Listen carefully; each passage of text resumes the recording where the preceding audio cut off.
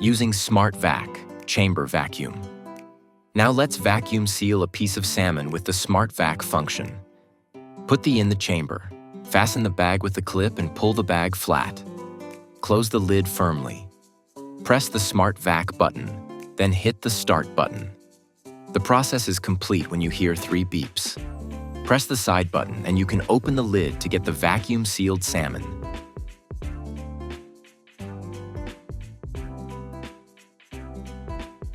One of the major benefits of a chamber vacuum sealer is that it can vacuum seal all kinds of foods, including liquids and powders. Now let's vacuum seal some pumpkin soup.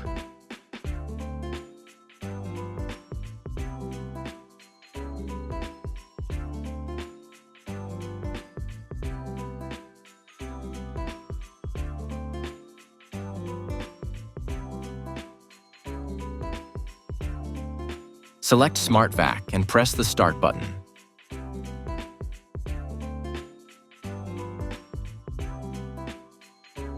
See, perfectly vacuum and sealed.